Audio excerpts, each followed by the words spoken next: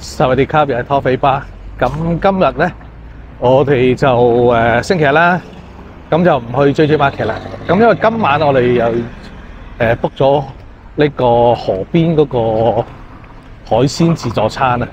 咁所以咧，譚太就話不如去嗰邊就去唐人街啦。咁去唐人街咧，咁又諗起之前有個朋友係Raymond 兄推介我坐巴士喺呢度直接去唐人街。咁我哋今日見有時間啦，咁一齊去試一試。其實個巴士站咧就唔係好遠啊。其實我哋出大門口轉左，我諗行4分鐘、5分鐘就到嗰71嗰度咧就係嘅。我哋咧嚟咗呢個站度搭車，咁因為其實我都知道有呢個25號咧都唔係架架都去得到嘅。咁頭先我哋見到有一架咧就問嗰個賣飛嘅姐姐，佢話就唔得嘅，我要另外一架25E先得。咁啊亦都好得意啊！頭先嚟到呢度咧，唔知啊諗住問下啦，因為個巴士站咧個 number 都冇，我哋都唔肯定係咪巴士站。咁跟住有個泰國嘅先生咧，竟然識講國語，好神奇。咁啊，話俾我哋知喺呢度等。咁我哋開 Google 睇咧，呢架25E 咧有冷氣嘅，咁仲有9分鐘就到啦。我哋要不停咁樣捕捉佢哋。其實頭先有一架咧經過咗，咁但係咧由於咧佢話有冷氣，但係咧嚟到啊其實冇冷氣，然之後佢喺快線衝過去咧，我哋出去搶截佢嘅動力就冇咁高。所以就由得佢流走咗，咁應該其實嗰架就係啱嘅。後邊有一架有可能係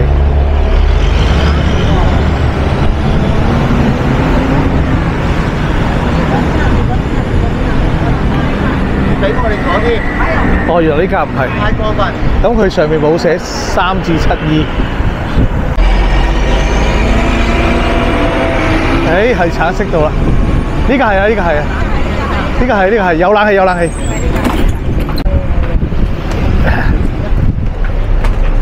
半卡。而家係12點35分，係啱上車出發。呢個就係車飛，咁上車咧係有個姐姐賣飛嘅，所以唔使擔心，唔使驚話冇散紙啊嗰啲咁嘅嘢。咁啊，而家出發。呢度咧仲有有個電視講緊下一站係乜嘢。其實一路落去咧就去到我哋左邊一路直落嗰個市場嗰度。咁其實就我哋坐車之前包車都經過好多次，咁我未落過去。咁啊再行咧，其實就係兜翻去之前曾經同阿舅父去嗰個觀光塔嗰個位嚟嘅。今日星期日咧，所以沿途咧暫時都唔算好塞車啊嗰啲。咁希望後邊嘅路都係咁啦。過咗 Berry 冇幾耐咧，我哋就上 highway。上咗 highway 真係一聲咁去。我哋原來應該係呢個站落先至啱。吸半卡。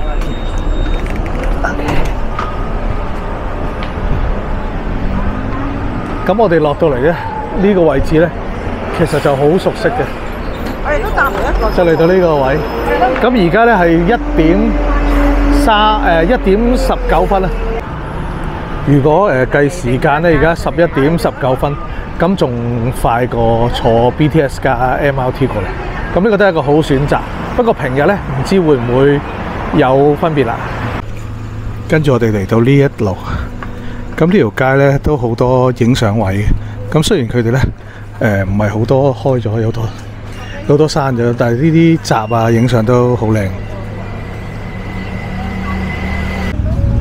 咁呢邊咧，呢度有啲咖啡店。咁嚟親咧都係影相。呢度有個食甜品食餅店啦，啲蛋糕都好靚。你睇下呢排屋，中午都肚餓，要食嘢，咁我哋嚟咗呢度食。呢間呢，而家呢刻就唔係話好多人。可能揾唔翻呢間嚟。呢間我係喺 Facebook 見到嘅。響泰國凍嘅嘢都係好飲。呢個麵呢250匹，遊客價。呢個湯好好飲，我直頭好耐未試過攞起個碗嚟飲。咁啊麵就係我哋揀咗好似公仔麵咁嘅嘢啦，咁都係屬於正常口味嘅。咁嗰個肥豬肉呢，如果你中意食呢，就一定要食。同埋個蘿蔔就好腍啊，好正，冇渣嘅蘿蔔。咁我建議都係要大個 size 啦。咁其實大 size 都唔係真係大得咁緊要，但係大 size 有蘿蔔。咁嗰個肥豬肉係大到飛起。咁啊，我覺得好食啊，成個都係好食嘅。咁呢間豬肉粉對面呢，都有間牛面王。咁傳説中呢兩間都係好出名，我見到幾多人嘅。咁我哋頭先食晒呢，都越嚟越多人坐到差唔多滿。跟住呢度又見到一間鋪頭裏邊呢，好多嘢賣，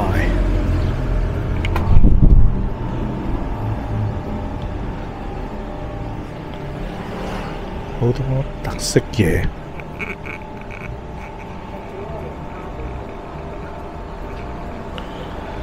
大家有時間都可以嚟呢度尋寶。呢個漏斗啊！仲有啱啱唔見咗嗰啲麻雀喺呢度。呢間蛋糕店呢，頭先影過嗰啲好靚嘅蛋糕呢，就係呢度。咁我覺得啲西式嘅蛋糕，如果譬如過嚟行開街啊，下晝食個 tea 都幾 OK 嘅。呢度入邊好似好多嘢睇。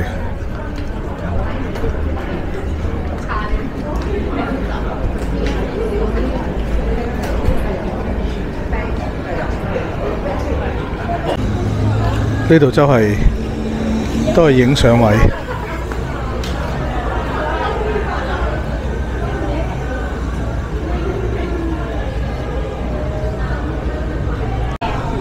呢度有一個屬於呢度嘅牌子，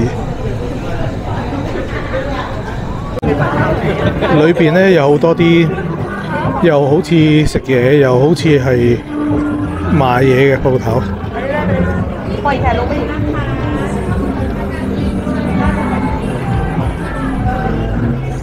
都真係幾多人，星期日。